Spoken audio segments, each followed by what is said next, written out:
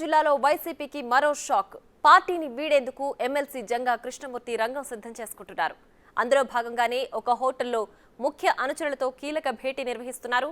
సమావేశం తరువాత జంగా భవిష్యత్తు కార్యాచరణ ప్రకటించే అవకాశాలున్నాయి.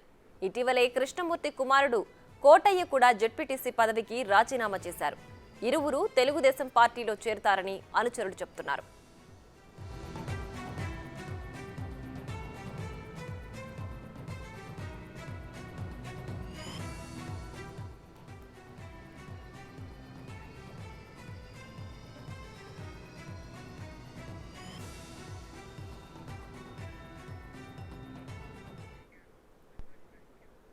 రైట్, ఇక ఇదే అంశానికి సంబంధించి మరింత సమాచారం మా ప్రతినిధి మల్లికార్జున్ లైవ్ లో అందిస్తారు. మల్లికార్జున్, చెప్పండి, ఎమ్మెల్సీ జంగా కృష్ణమూర్తి వైసీపీని వీడేందుకు రంగం సిద్ధం చేసుకుంటున్నట్లుగా తెలుస్తోంది. పూర్తి డీటెయిల్స్ ఏంటి?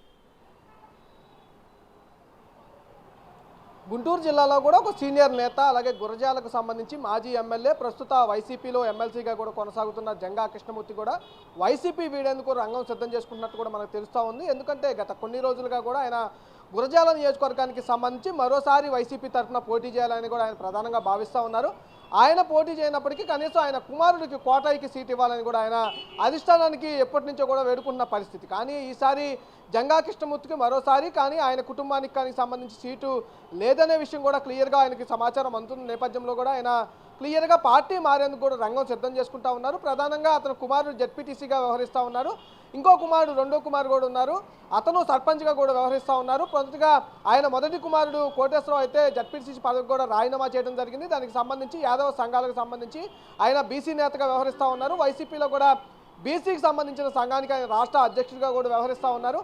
ఈయన పార్టీ వీడేందుకు కూడా రంగం సిద్ధం చేసుకుంటున్న నేపథ్యం కనిపిస్తూ ఉంది. ఎందుకంటే ప్రధానంగా గుంటూరులో ఉన్న ఆయనకు సంబంధించిన ఒక హోటల్కు సంబంధించి హోటల్లో కూడా ఆయన దానికి సంబంధించిన అనుచరులు మొత్తంతో కూడా ఆయన సమావేశం నిర్వహించడం జరిగింది. దాదాపుగా వారం రోజుల నుంచి కూడా ఈయన వైసీపీని వీడుతున్నారంటూ కూడా ప్రచారం జరుగుతున్న నేపథ్యంలో వైసీపీ అధిష్టానం ఇప్పటివరకు కూడా ఆయన పిలవకపోవడం కూడా జరిగింది. వైసీపీ అధిష్టానం నుంచి పిలుపు వస్తుందని కూడా ఆయన వెయిట్ చేసిన పరిస్థితి. వైసీపీ అధిష్టానం నుంచి పిలుపు రాకపోవడంతో కూడా ఆయన పార్టీ మారాలని కూడా కృతనిశ్చయం నేర్చుకున్నట్టు కూడా తెలుస్తూ ఉంది. ఈ నేపథ్యంలోనే ఆయన మొత్తం ఆయనకు సంబంధించిన కార్యకర్తలు, ఆయనకు సంబంధించిన అనుచరులతో కూడా ఆయన సమావేశం నిర్వహించడం జరిగింది. దీంట్లో ఒక కీలక నిర్ణయం అయితే తీసుకునే అవకాశం అయితే కనిపిస్తూ ఉంది. Right Mallikarjun, thanks for the updates.